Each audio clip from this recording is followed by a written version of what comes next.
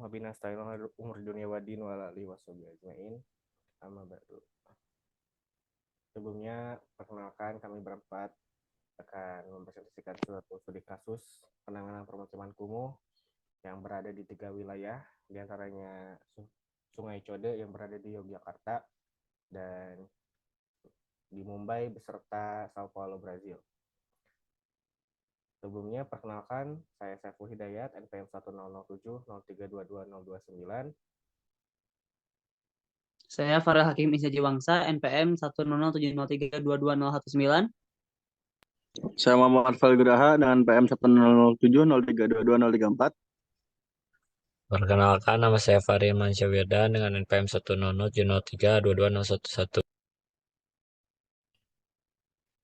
Adapun untuk selanjutnya ialah penanganan permukiman kumuh.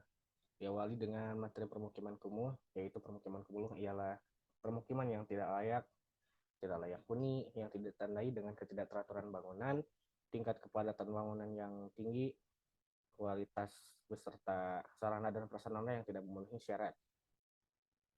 Definisi ini bersumber dari Undang-Undang Nomor 1 Tahun 2019 tentang PKP. Yang sudah tadi dijelaskan, studi kasus kelompok kita berada di 3 wilayah. Yang pertama ada Sao Paulo yang berada di Brazil. Kemudian yang kedua ada Mumbai yang berada di India. Dan kemudian yang terakhir ada di Kalicode, yaitu berada di Yogyakarta.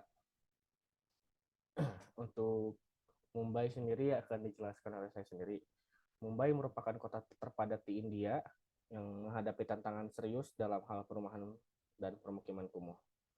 Permasalahan yang dihadapi termasuk kepadatan penduduk yang tinggi, kurangnya akses ke air bersih dan sanitasi, kualitas bangunan yang buruk, dan infrastruktur yang tidak memadai.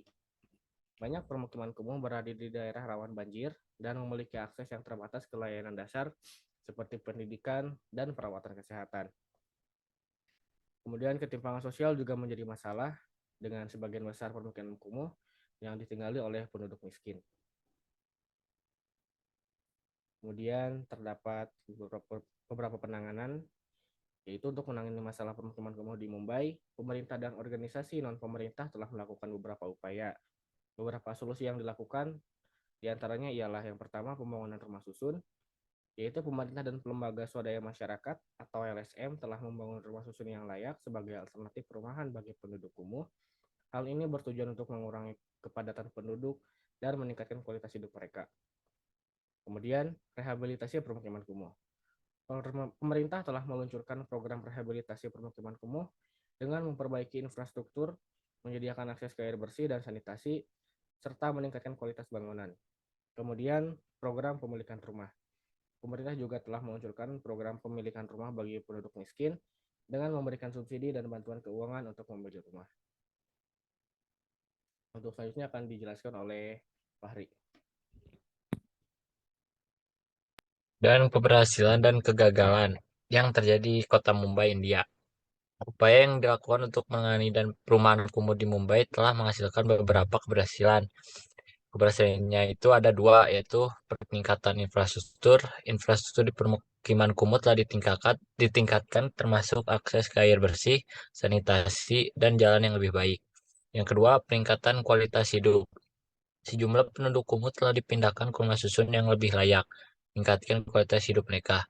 Namun ada beberapa kegagalan dalam penanganan perumahan kumuh di Mumbai. Yang pertama ada kekurangan perumahan yang memadai. Permintaan akan perumahan masih melebihi pasokan yang tersedia, sehingga masih ada banyak penduduk kumuh yang belum mendapatkan solusi perumahan yang memadai. Yang kedua ada ketimpangan sosial. Meskipun beberapa pemukiman kumuh telah direvitalisasi, ketimpangan sosial masih menjadi permasalahan. Pemukiman kumuh yang baru mungkin tidak memberikan akses yang sama terhadap fasilitas dan layanan penting seperti pendidikan dan kesehatan bagi semua penduduk.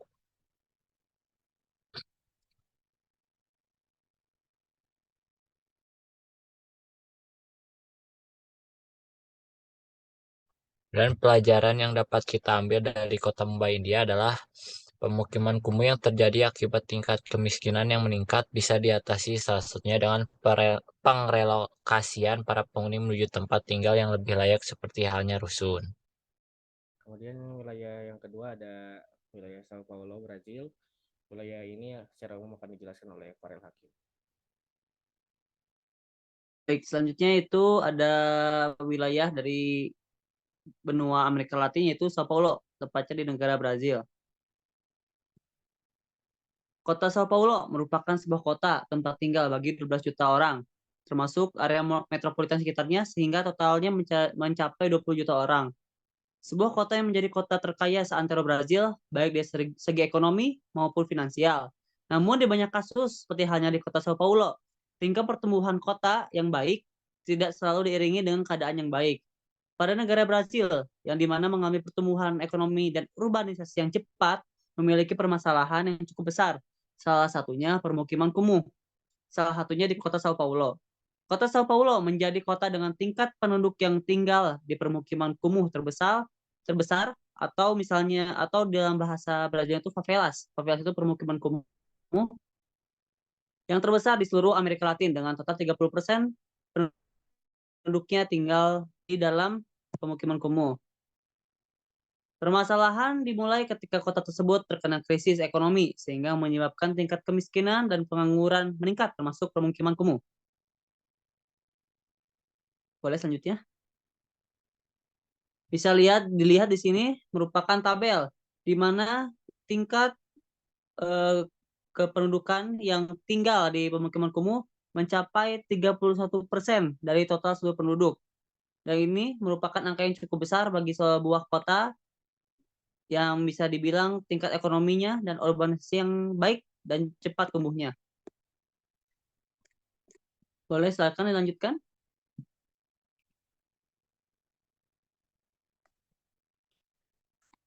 Berikut adalah dokumentasi dari kota Sao Paulo di mana bisa kita lihat pemukiman-pemukiman di sekitar wilayah kotanya merupakan permukiman kumuh, padat, jaraknya dikit, tidak ada celah. Jika terjadi kebakaran ini mungkin akan menyebabkan korban jiwa yang besar. Selanjutnya.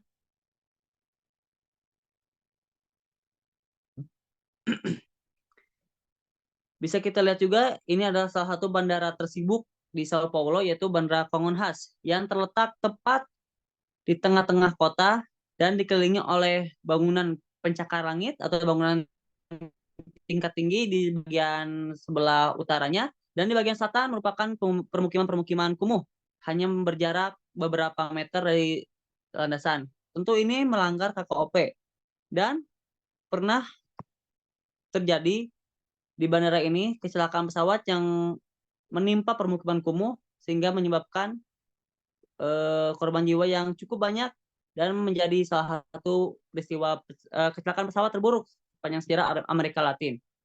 Dokumentasinya di slide selanjutnya.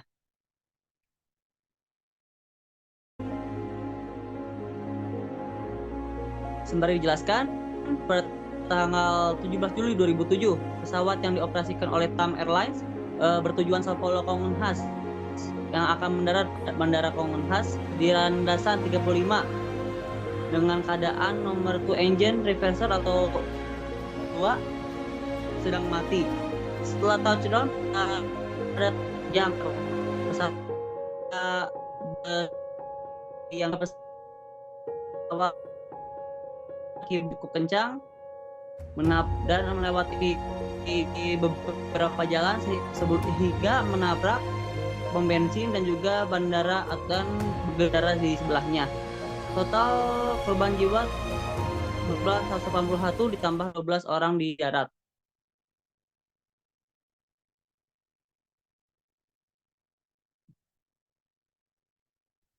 Hal ini menjadikan kejadian ini sebagai peristiwa terburuk dalam sejarah Amerika Latin dan juga menyadarkan kita bahwa betapa berbahayanya memiliki bandara dengan kondisi sekitarnya kumuh. Dengan salah satu contohnya kalau di Indonesia itu Bandara Polonia di Medan dan juga Bandara Hussein di Kota Bandung. Boleh silakan dilanjutkan.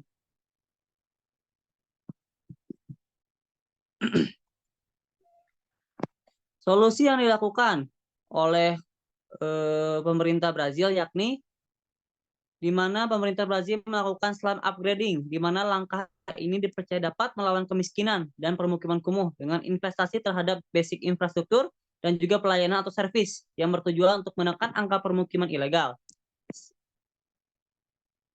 Slum upgrading menjadi bagian terpenting dalam kebijakan perumahan atau permukiman, dikarenakan hal ini mempromosikan aksi yang langsung kontribusi untuk penyediaan perumahan untuk masyarakat dengan tingkat ekonomi menengah ke bawah. Slum upgrading menjadi bagian terpenting dalam kebijakan ini dan secara umum memungkinkan para penghuninya untuk mengakses pekerjaan yang layak, edukasi, kesehatan, dan pelayanan lainnya. Hal itu juga menyebabkan secara penghuni rumah mereka sembari belajar untuk mendapat sebenarnya. Terus dilakukan oleh pemerintah Kota Sao Paulo. Efek program ini dikarenakan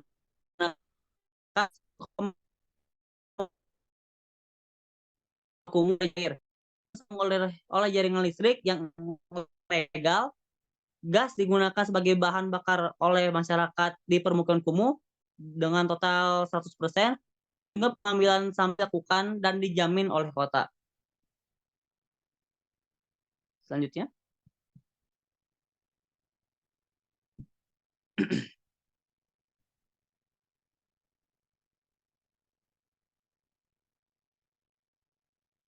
Pelajaran yang bisa kita dapat dari Kota Sao Paulo adalah tidak selamanya permukiman kumuh itu harus digusur. Permukiman kumuh juga bisa ditata sehingga memiliki aksesibilitas, fungsi, dan pelayanan yang jauh lebih baik dari sebelumnya, tanpa harus ada penggusuran yang dapat menimbulkan pro dan kontra.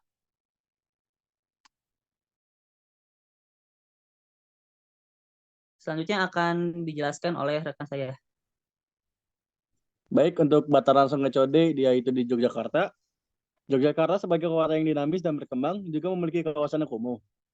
Kawasan pemukiman kumuh di Yogyakarta secara umum berasosiasi dengan keberadaan sungai, yaitu di Bataran, Sungai Winongo, Sungai Code, dan juga Sungai Gajah Wong.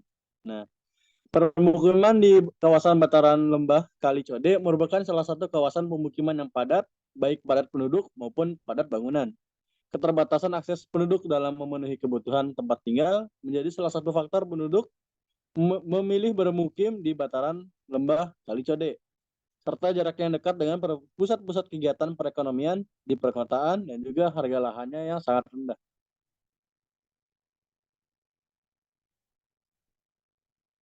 Bisa dilanjut. Baik, untuk penanganannya, keberhasilan komponen program air bersih dan juga jalan setapak disebabkan oleh hal-hal berikut. Pemerintah melaksanakan program dengan konsep tridaya telah berhasil dilakukan dengan 2 strategi, yaitu transportasi dan juga pemberdayaan. Yang kedua, masyarakat sejak dulu telah memiliki sifat partisipasi dan membuat mereka memanfaatkan dan memelihara dengan baik prasarana tersebut.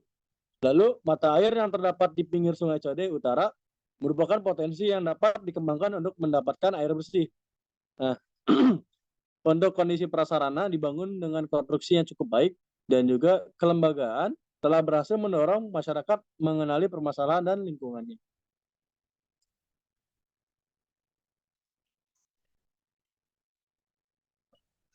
Kemudian pelajaran yang dapat kita ambil dari kasus Kode Bantaran di Yogyakarta ini adalah tidak hanya pemerintah yang melaksanakan penanganan, tetapi masyarakat dan stakeholder juga perlu untuk ikut serta dalam membantu atau menyukseskan program penanganan pemukiman kumuh.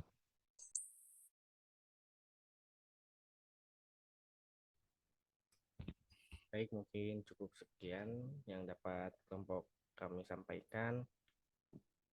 Mohon maaf apabila banyak terdapat kesalahan baik dalam pengucapan maupun dalam hal lainnya. Terima kasih atas perhatiannya. Wassalamualaikum warahmatullahi wabarakatuh.